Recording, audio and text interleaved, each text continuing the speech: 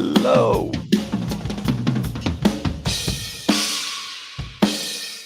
Hey, we're live on Drummers Education Connection. That was Rick Stojak down there doing his. That was awesome. I don't know what it was, but it was cool as heck. I got one of those too. I am Bart Robley, and I am here with three of the greatest people, drummers, people that I know. Over to my right-hand side, my good friend Rick Stojak, who just played us in down in San Diego. Up in the upper right-hand corner. I was doing a Tom thing. That's what it's on my right. It's on my right. So anyway, up in the right-hand corner, Chip the Ritter Splitter. Chip, how are you today? Hello. Good to see you. And the man himself in the Bay Area, the steamroller, Jeremy Steinkohler. We are here on Drummers Education Connection today, and we're going to talk about. Jeremy just got off a fantastic tour, touring all the a lot of music universities with his son, which his son is going to go and attend one of these universities. So they went and toured these universities. So we're going to be talking to him about that today. A little forewarning, Jeremy's a little under the weather today. He's got a cough and not feeling real well. So if he starts coughing, Rick's going to start drumming, and we're going to have a little bit of break in the show. We're going to trade fours with coffee. Hey, if you can do it in time, we could sell. I could sell that. But we're going to start off. Any of you guys that want to contribute to Drummers Education Connection, if you want to contribute to us and help us keep the lights on and pay the bills here, you can do that at our Patreon page, which is on the D.E.C website. It's down in the comments. Chip just put it there. And if you like what we do, you can follow us on our YouTube channel. You can watch every podcast that we have ever done on that channel.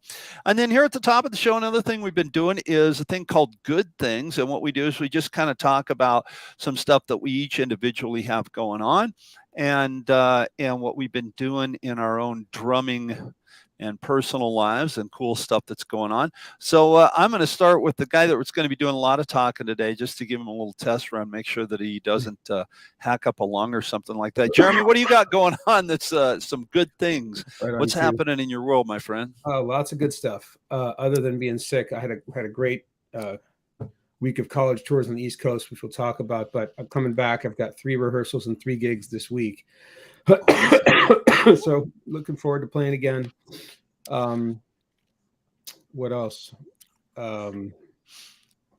Yeah, I think that's mostly it. We just wrapping up a series of Bandworks concerts that were really successful. And I think everybody's good. We celebrated just before we left my wife's 60th birthday. And happy birthday. Thank you. We had the band play, and it was just a fabulous party. And I got to sing a couple of tunes for her, some surprise songs, some of her favorite tunes. So while I played drums, it was really fun.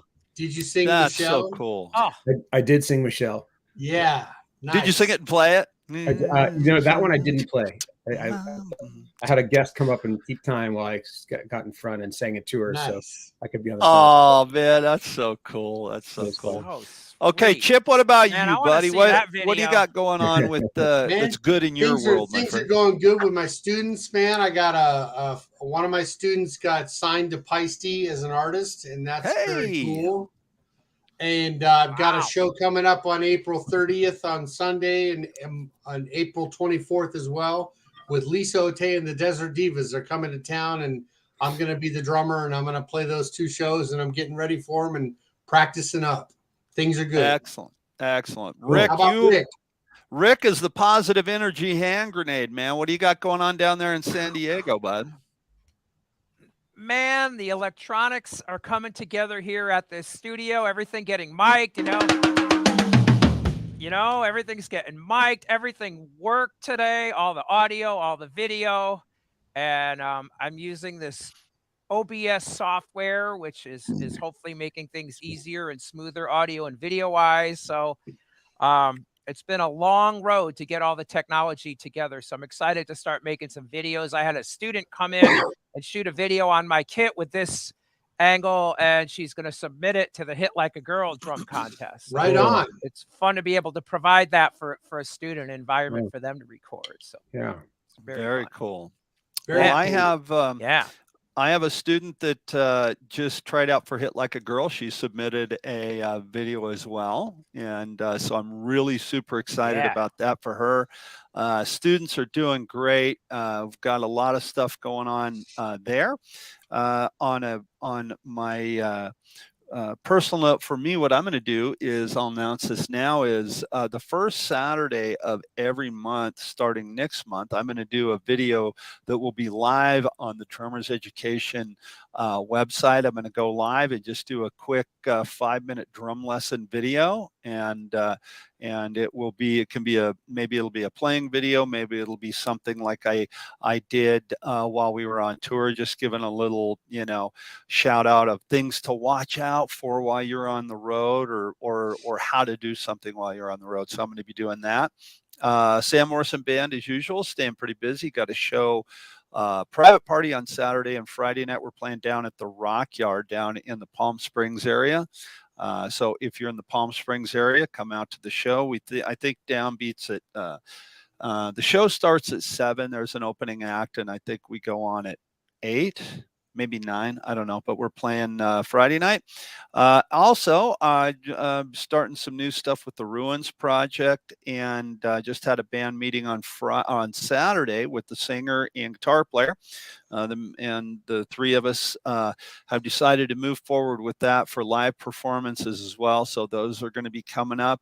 And I'm producing a couple of songs for an artist out here in the Inland Empire, and cutting drums for him. So I cut the drums, and we started production on a couple tunes there. So real excited, staying real busy. That's a lot going on. Man, you know what? There's plenty of time for sleep in the grave. So I'll keep swinging and ducking. So anyway, so we're going to throw this over to Jeremy. Jeremy just got, as he mentioned, just got off of a tour with his son. And they toured, as far as I know, we'll hear it from him, West Coast, then over to the East Coast, trying to pick out a college for him. Why don't you talk to us about that and tell us what you did, Jeremy? I'd love to hear it. Yeah, thanks. It was really, really great. I was looking forward to it. He was looking forward to it. We had a great trip other than me getting sick. It was a really a blast of a time. We had actually already visited a couple of schools down in Southern California. I'm in Northern California. So a couple of months ago, we went to look at UCLA and USC, both terrific programs for him. But this trip was east to look at about 10 different schools on the East Coast. We went to Boston, and then down to New York, and then down to Baltimore, and then flew home from D.C. And I have family in New York and in D.C., so we got to see my family too, which was great. But there's quite a lot to talk about and quite a lot to unpack. And I'm not just going to tell my story for my own sake, but hopefully y'all can find some value in this. If you're thinking about considering music school, maybe you are, or maybe your kid is. There's a lot to deal with and a lot to think about and grapple with to figure out what's the right fit. Is this the right way to go? For those of you who don't know, my son is a really phenomenal jazz pianist, and so he's interested in going to a conservatory to study jazz piano. But he's also like a crazy smart student. And so he's got this other piece where he's really interested in, science and engineering and these things too. And so, it's tough at 17 years old to sort of make that life decision about what fork in the road. Most 17-year-olds don't know anything about what they want to do, which is fine. That's the way it should be. Right. But he's got two things that don't usually sort of overlap: his interest in engineering and his interest in jazz piano. So we looked at some conservatories that were strictly music schools. We looked at some schools that were more geared toward science and engineering that also had small jazz programs in them. And that's, I think, if you're thinking about music school, one of the first things to consider is, do I want to go to a school that is just for music and get my degree in studying drumming or piano or whatever it is, composition?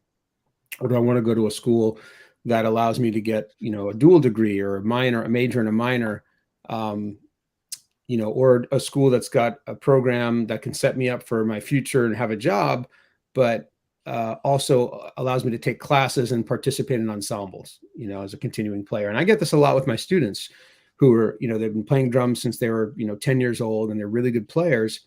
And now it's time to go to college. And that's the thing that we talk about it during their lessons. And I talk about with their parents. We have a group meeting sometimes to discuss, is music school the right fit?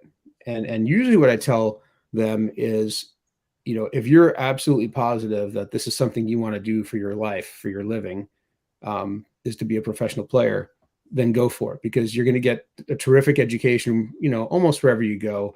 You're going to get this immersion in the program, and you'll be able to take some private lessons. You play in ensembles, you make lots of connections, and it's going to help you be a better player. You're going to get 4 years of concentrated, focused study where this is you're living and breathing, playing drums and learning about music.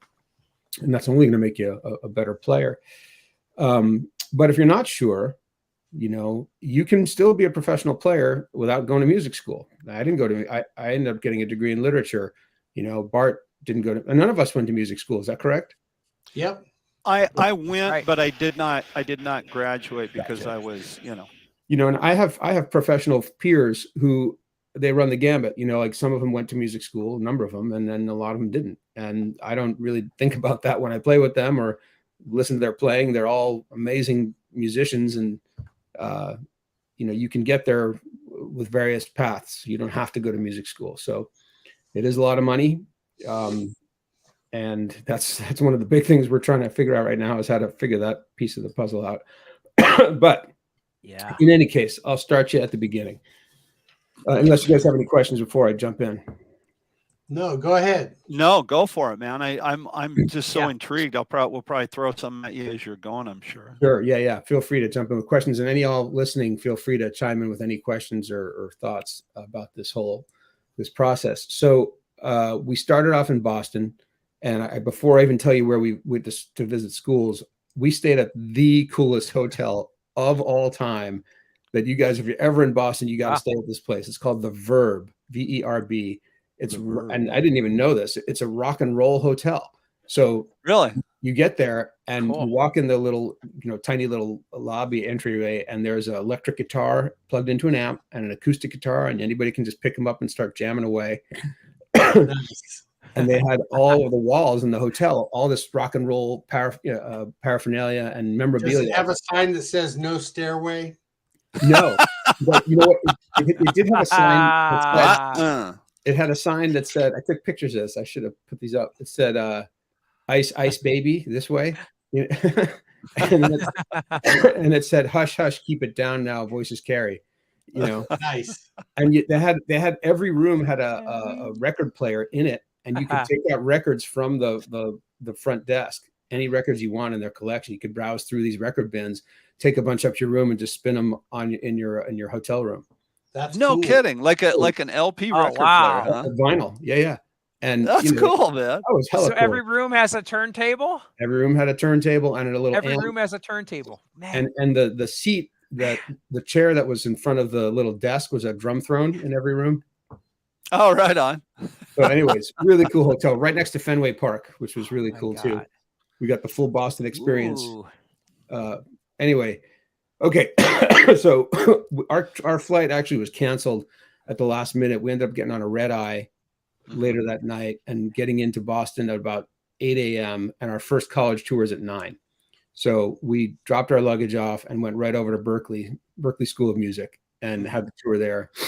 And each of these college tours, they're kind of information sessions. They last anywhere from 1 to 2 hours.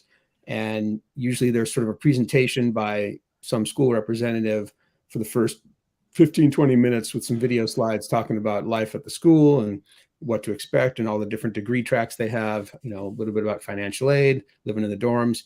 And then they send you off and break into smaller groups to go with a tour guide who's a student. And sometimes they're freshmen, sometimes they're seniors, sometimes they're grad students, and they'll take you all around them sort of major sites in the school and talk about, here's the whatever computer lab, and here's the library, and here's the dormitory, and here's the mess hall and or cafeteria, and here's the the practice rooms, and here are the ensemble spaces and all that. So we went to Berkeley, and Berkeley was. Let me just say before I go, like, I've got nothing bad to say about any of these programs. Like, they all are really amazing, really diverse offerings. The faculty at these universities is all really top shelf people. So you kind of can't go wrong in that regard wherever you go. That doesn't mean it's the right program for you. And a lot of that is going to have to do with, what are the degree offerings? How big are the classes? How big are the ensembles? What's the faculty to student ratio? And that's different at every school. So I'm not going to get into those details. You can find that stuff online, but I will tell you about my impressions about the school and how it felt like in terms of a fit for my kid. So Berkeley is bigger than I anticipated. It's in Boston, spread out over a handful of different blocks, and there's about 8,000 undergraduate students. And they seem to cast a pretty wide net. I was under the impression that Berkeley was like really just very serious musicians, that are all like at the top of their game. But yeah, that's what I thought too. What I found was that they I think they cast a little bit of a wider net and really have all different kinds of music business offerings that I didn't know about. So you don't have to necessarily be an accomplished player to go to Berkeley. You can study business, music business management. You can study music publishing. You can, there's all these tracks you can go into the business side, in addition to the performing side. And they have a lot of. They have music law. I don't think they have a law school. They might have like a pre-law music pre-law program, but they didn't have like a law school. Good question. And that's where the money is, man. The lawyers. Yeah, for sure. And in publishing. So, but they did have shoot. I forgot where I was going with that. What was I saying? Music business. And so they have like programs for singer-songwriters. There's a lot of singer-songwriters there. People just want to like hone their craft in all different niches in the music business, and not just top studio players or top jazz players. They clearly have those ensembles as well. And I know the top musicians there in general are really, really good players, but in general, it seemed to me a little less serious, geared toward maybe a little less serious musicians than some of the other schools we went to, where it was like, you got to be the cream of the crop to get in. Wow. And as really, so it really was more towards songwriting and music business. Well, I wouldn't say more. I'd just say also, so there were like, it was a pretty wide offering, a wide range, and they had, anybody who's sort of like interested in a career in music, that seems like a really good place to go. And that can mean all different things. Whereas if you're interested in a career in the music business, but not necessarily as a performing musician, well, conservatory is probably not the place. Right. But Berkeley maybe could be. Okay. So we know Berkeley, so many top drummers have come out of Berkeley. We know that it's definitely an esteemed university or school for music. And though. What? Oh, well, before I have an idea. Before I get to that, I mean, I'm sure that I know there's so many famous musicians who went to Berkeley, Right. So clearly the level of musicianship there is very high at the top end. But and I'm not trying to suggest that the serious musicians are any less serious than the ones at other conservatories. Not at all. Just that it seemed like it was a wider offering there, if that makes sense. It does. Yeah, it does. Yeah. It really does. Yeah. There's a broader sort of music interested student population than some of the other places. So. And people are coming from all over the world to go to Berkeley too, correct? Right. That's right. Well, I mean, they're coming from all over the world to go to all these places, as it turns out. Yeah. A lot of these schools had were representing, 49 to 50 states and countries from all over the world in terms of student population. So that was cool. Berkeley was cool. And then we went to New England Conservatory. Now in Boston, there's like over 100 colleges or 200 colleges there. And there's sort of an area where there's a whole bunch of them all fairly close together. So it was pretty easy to walk from one to the next. So we went. Oh, really? No, I know it's small, but you literally could walk from Berkeley to New England Conservatory of Music. Oh, that was like a 10-minute walk. And then New England Conservatory is right next to Northeastern, which was right next to another one. I'm forgetting which one. But yeah, I mean, you can throw a rock, you can hit a baseball and, hit it through like 10 different university outfields. So yeah, New England Conservatory, much, much smaller, and more classical, more oriented toward serious classical musicians. The ratio of classical to jazz there was about 3-1. So like, but the whole undergraduate performance majors were like a total of 400 people, whereas Berkeley was like 8,000, right? So a much smaller school. Oh, wow. Very different vibe. Wow. Been around longer, I think. And, you really got a sense of like history there, like a long line of turning out, top end classical players and jazz players. And this is at New England Conservatory or Berkeley? Yeah. So a little bit more a lot more focused, it felt, than Berkeley. Really? Okay. Performance based. So does that, like, your son is sorry, Jeremy. So your son he's a jazz pianist. So does that appeal to him to go to New England Conservatory as a jazz pianist, or is like, no, I'm not sure about the classical thing? Oh, so yeah, so he wouldn't be enrolled in the classical program. So they have like a separate fork in the road for jazz musicians versus classical musicians. There are some classes they would take that would overlap, like some music history stuff and some theory. There are certain core requirements if you're going to music school, no matter what instrument you take, that you are required to take. Music theory up through a certain level, piano proficiency up through a certain level. For non-pianists, obviously. And then you're required to play in ensembles. And that was another thing we looked at, how many ensembles are there? Do you have choices, or is it all audition and then placement? And are you in one every semester or just certain semesters? And can you get into the better ones if you're a better player? That was going to be one of my questions. Like for the ensembles, is it an audition type of thing, or they're all audition based, but there's a lot of schools that have programs where you're required to be in an ensemble. So if you get into the program, your audition is just a placement audition. It's not like whether you get into an ensemble, it's which ensemble do you go into. And there are some schools that have them specific for freshmen. Like, okay, if you're a freshman, you're in one of the freshman ensembles. With other freshmen. And then there's other schools where you can be placed in an ensemble with seniors as a freshman if you're that good. And in every one of these schools, private lessons is part of the package. Okay.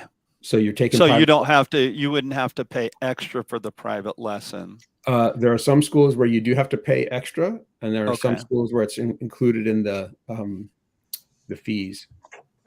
I don't know if it's at Berkeley or New England. I know somewhere on the East Coast, so I'm really shooting in the dark here. I know Rod Morgenstein teaches out there. A lot of the guys that are from the East Coast. So let's say, for the sake of argument, that would be somebody I would be really interested in studying with if I was going there. Would that be like a thing where you would, hey, I want to study with Rod. I got to audition, first of all, to see if I can study with him. Is that a requirement? And secondly, do you have to pay extra for something like that? The answer to all those questions is depends. But usually, like for example, at USC, Peter Erskine is the head jazz drumming guy. At UCLA, there's Clayton Cameron, and also forgetting the other guy. He doesn't suck. Neither one of them do. No, these are heavy cats, right? I mean, you're going to go take private lessons with Peter Erskine as part of your jazz drumming degree program at UCLA. No pressure there. Better start practicing like when you're 5. That reminds me of like when Garibaldi was on the show, and he was talking to people, and they wanted to be session players. He's like, look, your competition is me. And that's true. That's a good thing, though. That really the cream rises to the top. So I have more to say about that later. Jeremy, what about costs? Are you going to save that on the costs? Well, because I'm curious, and I think a lot of people would be curious. Sure, man. That's a whole thing to talk about. These universities. Yeah. Let me give you the quick list, and then I'll come back to the cost. So we went to Berkeley, New England Conservatory, Tufts. What was the other one there? Where's Tufts? It's outside of Boston. And they have a dual degree program with New England Conservatory, which is part of why we looked at it, because you can do I can get my engineering degree here at Tufts and my music degree at NEC and be I was going to ask that. Jointly enrolled at both places, and okay. it's a tough thing to do, but you can do like a 5-year program and get a dual degree. So that's part of why we looked there. That's cool. In New York, we looked at Juilliard, Manhattan School of Music, Columbia, and then we looked at Johns Hopkins in Baltimore. Wow. So these are all good schools, and he's a really good student, which is why we're blessed with these possibilities. Amazing. So as far as, to bring it back to cost, the average sort of sticker price per year at these places is about $70,000 a year. Oh man. Yeah. Now that's the sticker price. Now almost every one of them does have financial aid that they offer. And some of them, they navigating this is a whole other deal. My wife had a consultation with a kind of college financial aid specialist who knew the landscape of all these different universities, because they all handle it differently. Some of them are what are called, they give need-based financial aid. So you have to fill out this very long and extremely thorough, twice as bad as junior taxes, financial aid, form. Right. That'll take you a week to do. And they look at all that and your taxes and your earning and your whatever expenses and your income and how many drum sets you have and how much your snare drums are worth. And they give you an offer. If they accept you, you decide which colleges to apply to. And if you're accepted, then they follow up with a financial aid offer and say, okay, this is what we're going to offer you to attend our school. Okay. And some of them they say that they will meet 100% of demonstrated financial need. But remember, that's their determination of what your need is, not your determination. Oh, yeah. So you can't say, oh, it's 70 grand, I need 65. No, it doesn't work like that. I mean, you may need 65. And it's possible that they may determine you'll need 65, but they get to make the decision based on all the factors, right? Okay. And you can appeal the decision. You can write them back and say, hey, you gave us 50, but we really need 60 to make this work. And they can come back and say, okay, here's 60 or here's 54 or whatever. You can go through a couple of iterations of what do you call it? Appealing financial aid. And so that's always that's a really good tip that's worth knowing about and doing, right? Because the worst that happens is they say no. Right. But they've got all, they're also juggling all these factors with different, thousands of people who are applying and thousands of people getting financial aid and balancing their budgets and need-based. And so you never know. It's a moving target. What about one of the things that I would think you got to take in consideration there too is one of the things you got to, I think, take into consideration too is the cost of living there. I mean, Boston is notoriously expensive. That's right. That's right. Notoriously expensive. So there's room and board on top of the tuition. Those are separate expenses. And whatever, the financial aid that you get is usually tuition based. Although there can be also programs that'll subsidize your room and board as well. So, for example, Evan had a friend last year who got a full ride to Berkeley, full scholarship. And that meant that his tuition was free, a really amazing jazz bass player. But he still had to pay for room and board, and that was still like $20K a year for room and board. Yeah, right. Yeah. That's and he got a different offer from Manhattan School of Music that was not full tuition, but it took care of more of the room and board. And so it ended up being, even though he got a full ride to Berkeley, he ended up going to Manhattan School of Music because it worked out better. So, it wasn't just about the cost of tuition. Okay. And so some of these places will take into account the value of your house if you own a house, and some of them will not. And that's a Really? completely different equation. If you own a house in California, as we do, fortunately, we're house rich and cash poor. So it looks like on paper the house means a lot, but we don't earn a lot. So there's that piece to consider as well. And then there's also scholarships, and that's different from financial aid. And so that there are merit-based scholarships. If you're applying to music school, you can get a scholarship just based on how good you are and how much they want you. But you have to understand that you may be God's gift in the next second coming of Herbie Hancock or whatever. But if they're full on pianists that year, they don't need you so bad. But if they're if in that school, in that small program, there's a dearth of pianists, well, you maybe get a better deal. So part of it is just circumstances you have no control over. It's kind of like when you audition for the band in high school. Well, what other drummers are auditioning? Are there a lot of drummers that year? And oh man, I was the year that Chad Wackerman was there too, and I was never going to beat him, right? So he teaches at Cal State Long Beach, by the way, I'm pretty sure. Yeah, he does. That's another place we're looking at. So Jeremy, I have a question for you. Shoot. So if you graduate from these universities, is it just like a trade school, or is it, no, you have a college degree, and do you have to take scholastics also? Is there math, English, science that you have to take anyway? Right. Great question. Maybe would it be worth it to, if you have to do that at your local university and then go to Berkeley or one of these other schools for, the music stuff. So how does that all work? That's a great question. At every one of the places we went to, these are accredited colleges and universities that offer 4-year degrees. So you're getting a bachelor's in music performance or a bachelor of arts and with a music emphasis or whatever, or a bachelor of music, I guess. Yeah. That's different from going to a place like Musicians Institute, which gives you like a certificate program where you go for 2 years and you're just taking drum lessons and so this is a 4-year college degree. So you walk out of there, you say, I have a degree from Berkeley, Boston. I have a degree from Manhattan School of Music, and that's the same as a college degree from anywhere else. But and you do at all these places have to take some amount of required core curriculum stuff, English, language, sometimes math or science, but it differs depending on which place you go to, what the requirements are, and what kind of degree you're going to get.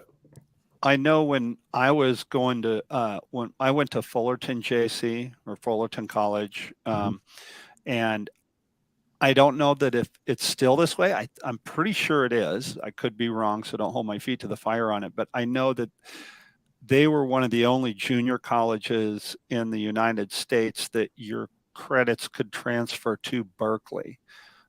They have a really good music program there. Matt Johnson teaches there. Matter of fact, I studied with Robert Slack there. He's the first chair percussionist for the Pacific Symphony Orchestra. I'm going to try to get him on the deck show as a side note. But I know that maybe for some people, going along with Rick's question, that might be an option, to get some of that stuff out of the way at a cheaper college and then go to university. What are your thoughts on that, having done all this? Well, that's not going to be Evan's track, but I think that's a fantastic idea. Here in California, you can go to a junior college or community college for 2 years. And after 2 years there, you can go to any of the UCs, like any of your choice. Yeah. And if you do it that way, you just saved yourself 2 years of, crazy, insane tuition by going to community college. Then you go 2 more years at the UC, you get your degree from UC Berkeley or UC Irvine, just the same as anybody who's been there for 4 years. Right. So, as far as financially, that's a fantastic move. Right. You don't get the same, I guess in theory, the same quality of education for those 2 years, right? Which is what you pay for. But, there's lots of good community college programs, both in music and in academics that are great. So yeah, I think that's a good way, a really good track for a lot of people. Okay. I don't know specifically about, I know in California that's how it works. I don't know specifically about like in-state community college credits. Do they all transfer if you go out of state somewhere? I think they do, but I think it just depends on the courses you take and what you're studying. Because like if you take 2 years of community college and you do whatever sort of general education stuff, then you go to Berkeley. Well, you might have missed out already on 2 years worth of core music requirement classes. Mm-hmm. Mm-hmm. So you might still have 3 years to go. You know what I mean? Right. Be just it all transfers over. I think it just okay. On where you want to end up going and what their requirements are. So that's worth looking into if the route you want to take. Good point. Um, how did you feel? How did you feel? East Coast versus West Coast. I mean, like you haven't really talked about the UCs yet, but how do you feel about that? What are your thoughts on that? I mean, it'd be a huge culture shock going us from I think from the Bay Area to the East Coast, just weather alone. Oh, weather, yeah, definitely. I mean, and I told him that. We visited now in the springtime, but I had a friend tell me, if you don't want your kids to go to school on the East Coast, take them to visit there during the winter. Yeah, right. Yeah. If you grew up on the West Coast, and then all of a sudden you're going to throw yourself into a place that you get major snow, it's a big awakening. That's what it is, I mean, we're humans, we can survive, right? Exactly. People do it all the time, but I mean, I would like for him to stay. Well, I want for him to go wherever he wants to go, but personally, I'd love for him to stay in California just because I'd see him more. It'd be easier to jet down to Southern California,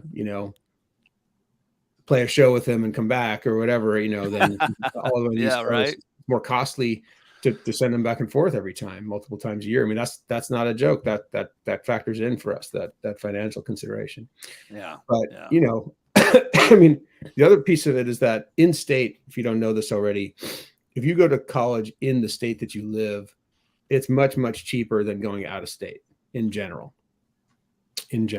all other things being equal. So, going to a UC is cheaper for a California kid than going to University of Michigan or whatever. So there's that. It's cheaper to stay in state, but also that always depends on what kind of financial aid you get, what kind of scholarships you get, what's the cost of tuition. Some places are much cheaper than University of North Texas, which has a really great jazz program. Fantastic. Very, very inexpensive compared to some of these other schools. So did you look at North Texas? I was actually going to ask that. We haven't. He doesn't want to go to Texas. He just doesn't want to. He doesn't. Okay. Jeremy, is there a school that stood out to him that he's excited about? Do you know? Yeah, man. Good question. The one that felt like potentially the one that he was the most excited about was Johns Hopkins, which is in Baltimore. One of the kids in his jazz combo at school, his older sister goes there, and Evan actually that was the day I was too sick to go, so he and my wife met up with her, and she actually took him to a rehearsal of hers, so he got to kind of get a sense of the vibe there in a rehearsal and talk to her about her experience. And I would say that too. We also knew a kid at UCLA, one of my former students who was there, gave us the tour. Man, that's the way to go. If you know someone who's at the school, tap them and say, hey, can you show us around and tell us the lay of the land? Because you learn so much more, from a friend. All the nitty gritty details. Yeah. So Hopkins stood out to him. And part of the reason was that they had a program there where you can study, you can do dual degree very easily there, because there's the music school there called the Peabody Institute, and that's just the music school. And then there's Johns Hopkins University, and you can enroll in both. And they had this other program that was like a music performance and music engineering dual degree in 4 years, where you're learning recording engineering also, and also taking math and science classes and like the acoustics of music and all this kind of stuff that he's interested in.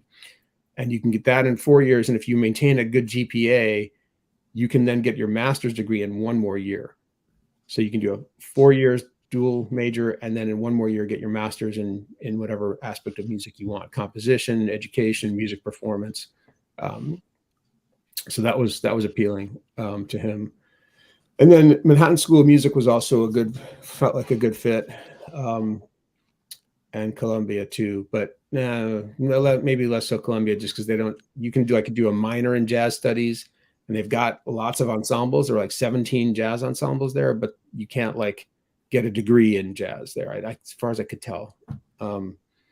So Johns Hopkins was the winner there, and so far in California, UCLA and USC Stanford is also another contender for him. One of the things that you had mentioned was recording and learning about recording, and what are his thoughts on learning about not only a performance degree in jazz, but learning about recording and taking some recording classes? What are his thoughts, and what are your thoughts on that? Right. Well, in their schools, like that guy we had on, Rick's friend in San Diego, who runs that recording school down there. There's one up here called Expressions. Peter Dyson. Yeah, you can now get a full college degree in these recording school where you're learning to be a recording engineer. Yes. It wasn't something when I said he was interested in engineering, I didn't mean recording engineering. I meant like right. He wants to build synthesizers. That's what he wants to do, like with his brain. Cool. Yeah, but this was like, oh yeah, I mean, he's got Logic on his computer. He's done a bunch of recording. He's had to do lots of recordings for all these things he submitted to, these programs to get enrolled in these jazz programs. I'm not talking about college things, but like for those of you guys that don't know, around the country, there are these very prestigious jazz programs that sometimes they're like a 1 or 2 week program in the summer. There's one in Vail. There's one in New York City, Interlochen in Michigan. There's a few others where like you by audition, get in and get to work for 2 weeks with these really top conductors and like some of the cream of the crop jazz musicians, teenagers in the country.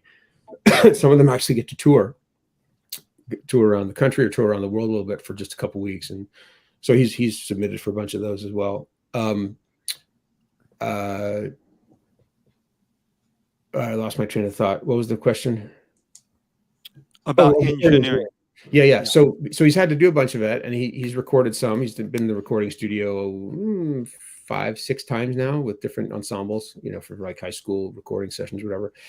So he's interested in it because like, oh, well, this seems useful to me. Like this is actually something very on the ground that I will need to have good skills at or some knowledge of as a professional musician. I'm like, well, heck yeah.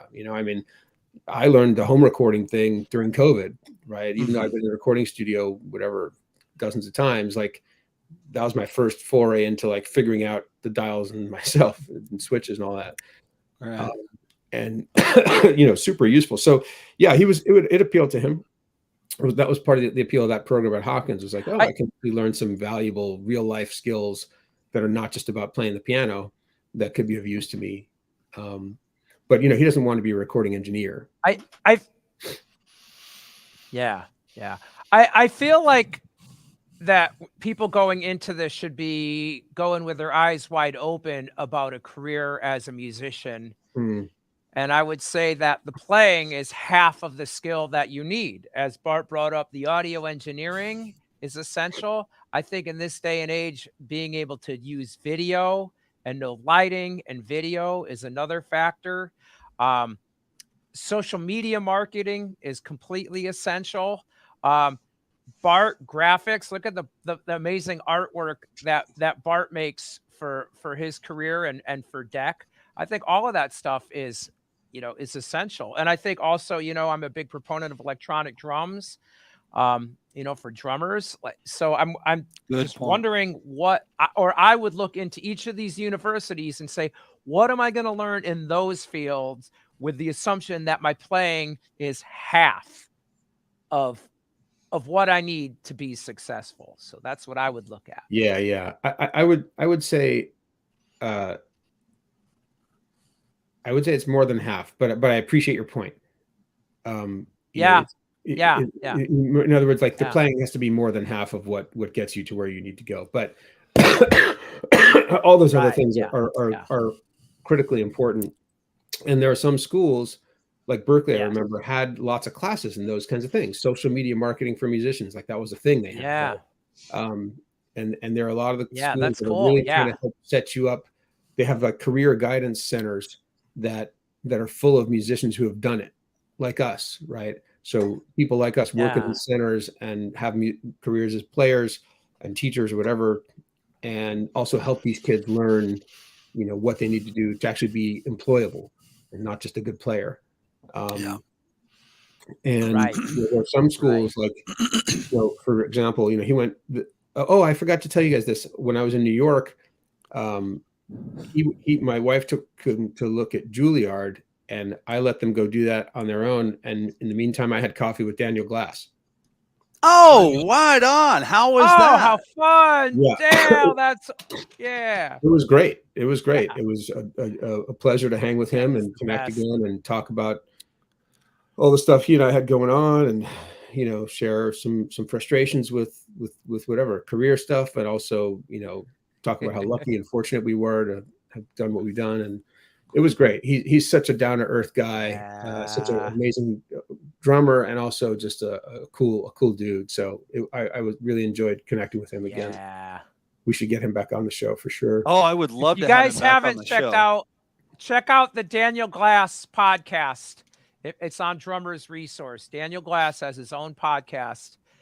It's so valuable. One of my favorites is Keep Cool and Love Jazz. Might have that title wrong, but he explains what jazz is in this podcast. And I share that with all of my students. One of the things he mentioned when I met up with my wife and son, and I was still with him because we were walking. He had his dog with him, and he was talking about the kids who go to Juilliard, and he said, "Oh, my competition." Right, just like Garibaldi, said, "I'm your competition." And there's something that's very real about that, and this was something that I thought about a lot when I was in school. I didn't go to music school, but I can't remember if I told you guys this story. But I went to the University of Michigan, and as a freshman, I was seriously considering transferring to go to music school. And I went and filled out the application, just switched to Manhattan School of Music, and had my audition thing all like ready to send in, and I never sent it. I just decided, I should just get a degree here. Like, who knows what's going to happen? And it's good to get a degree from a good university like this, and I can always play music later, without a degree in music. And and that was my thinking, is I can join the ranks of professional players if I work hard and hone my craft without necessarily going to music school. And that remains true. Like, you don't have to go to music school to be a professional player. Like, we're all evidence of that. And, tons of people we know. And even some of these guys who are teaching at some of these universities don't have degrees in music. They have honorary degrees, bestowed upon them because they're so accomplished in their field, but they never went to music school. Right. A lot of them. So, and that's an important thing to remember. Like, you're getting the education because you're wanting to learn more about the craft, and you want to learn from these experts. And that's amazing that that's available to you. And, you can go to USC and take jazz drumming lessons with Peter Erskine and playing all the amazing jazz groups there. And, that'll help you along your path if that's where you want to go. Right. But that wasn't the only way to get there. Yeah. I think that at this point, with what you just said, and actually something that Rick threw out there about Drummer's Resource, because there is so much education out there, that there's not one path to be a professional musician. We've said that so many times on the show. There's so many different avenues. But the fact that the evidence, thinking about that that you guys went and did all this stuff, Jeremy, that you guys went and did all of this tour, and you're behind him and backing him his play. I have to say, my hat's off to you. It's amazing that you've done that. That you guys are such what wonderful parents you guys are. Yeah. the fact that he is Yeah. taking this path also speaks volumes about him. Watching that performance that you and he did together, where he played piano and you were drumming and stuff like that, was so. It was such a great performance, and it was just cool knowing that you guys were playing together. Do you feel that that why do you feel this is right for him? I guess is my question now, having said all of this, that we have, there's so many different paths for you. Why is this right for him? And I mean, ultimately he has to answer that question, what's right for him, but what are your thoughts on making this right for him? I appreciate your kind words, Bart. Thank you. And you're right. He's a pretty, I'm going to do a little bit of paternal horn blowing or whatever. Like, blow away, dude. he's a pretty remarkable kid. I mean, and we all, I think as parents, I know you guys are not parents, but like most parents tend to feel like their kids are pretty amazing and remarkable. And of course they are. Like our wives or girlfriends or boyfriends, like these are special people, right? That we found this amazing connection with. And there's something about, your offspring that, you feel this connect, this, what's the word? I don't, this like automatic, connection to, and, you think they're great, but all that aside, he's freaking amazing. He's like whip smart, smartest person I know. And he's an amazing jazz pianist, and he loves learning. He's always loved learning, and he's always been like a straight A+ student in school. And we've never had to like crack the whip to like get him to take care of his business, So cool. So like, college just makes sense for him. It doesn't make sense for everybody, Right. Yeah. And it's something that clearly like he wants to continue this love of learning and this inquisitorial, whatever process, and what's the curiosity, the intellectual curiosity, right? That he feeds through playing jazz piano and also through these other interests in science and stuff. And, I want him to, I feel like he's going to do something special, whatever he does, he's going to do something special. And he's already doing special stuff, as a 17-year-old, he's already doing really, really cool stuff. And he's, so it just feels right. Like I don't think there was ever any doubt for him that this was going to be his path, was to go to college and maybe beyond. Cool. As far as where he goes, this was a little bit of our sort of reconnaissance mission to see like what, is a dual degree possible? Is that something you even want to do? You want to do engineering and jazz, or do you just, because I know you want to do jazz, right? And then the next question is, okay, we pick out all these places among the ones we visited, apply, and then the biggest piece is going to be how much money do they give us? Yeah. Where can we afford to send them? It'd be all, we might like to go to this place a lot, and we all loved it, but it's, 50 grand more than this place, which gave you a scholarship. Well, is 50 grand really worth, those are the decisions we'll have to make when we get all the numbers in, and based on where he got in and how much financial aid and how much scholarship, like figuring out what's the best place for him. And then also realizing that it's not a lifetime forever decision. You go and it doesn't feel like the right fit after all. You do something different. Yeah, that's outstanding. I think that's why I loved Rick's question about, the cost of living and stuff. And I didn't even think about this. I mean, just being a knucklehead, but when you said, if he goes on the East Coast and he's going to fly back and forth for Christmas, and you got to pay for that, right? Yeah, I mean, it's a grand a pop or something like that. Yeah. And I mean, if the guy's going to, if he's getting a dual, so he's taking engineering and he's taking jazz, he's not going to have time to go get a job at Starbucks to help out. He's going to be studying. There are a lot of schools require that the kids have a work study. Meaning, seriously, really? Yeah. Because if they're giving you financial aid, they want to feel like the kid has some skin in the game and is putting in their part to earn their, they're part of the way. So yeah, there are a lot of places require a work study in order to get the financial aid, which I think is Like great. what would be his work study, for instance, if he gets a what would he have to do? Anything. It could be anything. I mean, like, so the kids, for instance, giving the tours, that was their work study, right? They're getting paid to give college tours to prospective new students and parents. There are other kids who work in the admissions office. There's other kids who do tutoring. You know, there's other kids who do gear maintenance or management. You know, like they set up all the shows. You know, like they're deckhands or whatever. What do you call them? Grips. So you can, you know, most of the schools have all these different jobs that kids can have, and they can, you know, usually just sort of find their own places to go and get a work study happening. Yeah. That's cool. I think that's what great I would because do you get the is, hands-on thing. You know, you really get that.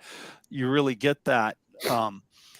know, okay, this is how you do this. You know, Yeah. for me, that's how I learn best is by doing. You know what I mean? Well, at MIT, MIT was really like sort of the fully. They have a jazz program, but it's not like you can't get a jazz degree there, so it's probably not in the cards. But that was like, you know, these are all his nerd people at MIT, you know, and they have this program where like every student is required to do an internship, you know, at some research facility in the university. So, you know, even as an undergrad, you're doing the real stuff in the real laboratories with the real people, figuring out all the problems of today's world, and getting paid for it. I had when we were recording with Michael Blum, he had a lot of students come in from MIT, from you know, the Musicians Institute, and they would work in the studio. They would engineer. They wouldn't really produce, but they'd engineer a lot of sessions, and it was you know, part of their work study. So I did, when you were talking about it, I didn't even think about that, but like I said, for me, that's the way I learn best is how do you mic up a drum set? Well, here's some microphones, go do it, you know, type of thing. Yeah. So he'll probably have to work at some point somewhere. What I would do, well, I think the choice is easy. What you do is you just go to the city with the best pizza. Well, okay. And that's it. So, okay, that was I'm glad you brought that up. So there's a couple of things happen that I want to mention. Really? Related to that.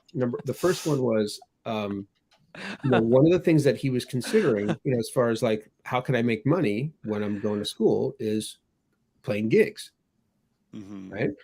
And in Boston, he asked the kid who was the tour guide about it. And he said, yeah, you know what? There's really not a lot of gigs here. I can imagine. You know, and there's like wedding gigs and that kind of thing, but there's not a lot. There's like one jazz club in Boston, which was hard to believe. And whereas the gal in Baltimore who he hung out with said that she was gigging all the time. So cool. That was interesting, right? And that was definitely a piece for him. Like, oh man, I want to go somewhere where I can play. Yeah, something to think about. Yeah, play gigs and make some money on the side. Yeah. And if you know, all other things being equal, if there's a lot more gigs happening in Baltimore than there are in Boston, I'd rather go to Baltimore. So, you know, I know you said in reference to pizza, but that's, you know, the local town, that's a part of what you're going to school for. You're going to be in a new city for 4 years, you know, 5 years. Like where do you want to go? You know, Oberlin, another place we're looking at, is in the middle of a cornfield in Ohio. Right. You know, it's a half or 40 minutes outside of Cleveland, and it looks like a great school and it could be a really good fit for him. But, you know, there's no gigs in the cornfield. Right. Now, the other thing about the pizza, and this was devastating to me. I need a minute. He's gonna cry. I'm kidding. No, it wasn't. Well,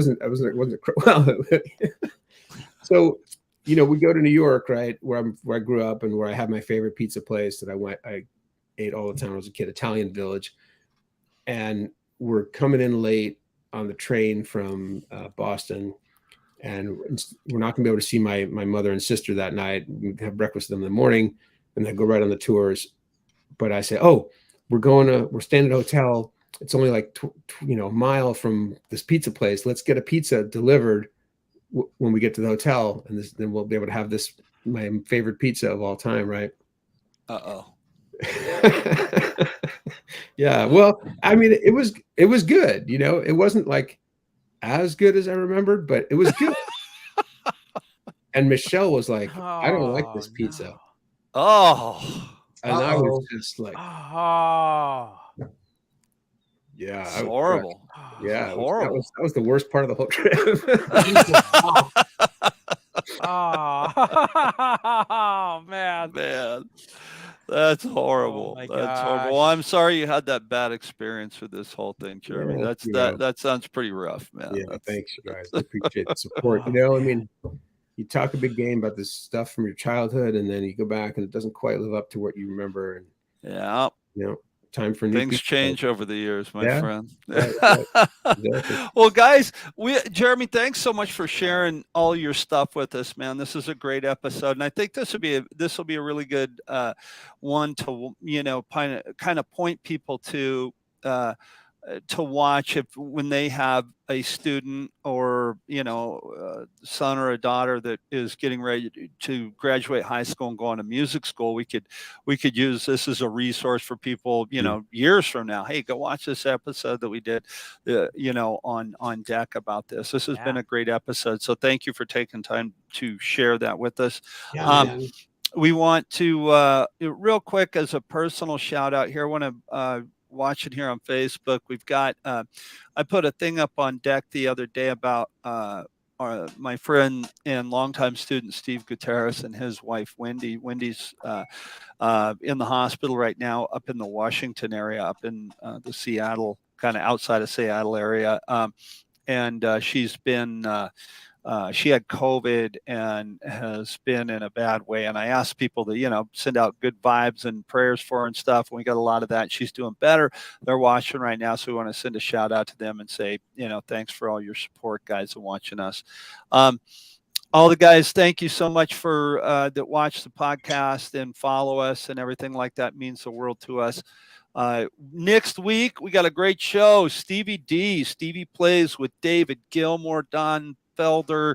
He's played with David Crosby, Kenny Loggins and Messina, just everybody. He's a great guy, probably one of the sweetest guys you'll ever meet. And he's going to be on the show next week, so be sure to tune in next week for Stevie D. And in the meantime, we're going to spin out. Rick, play us out.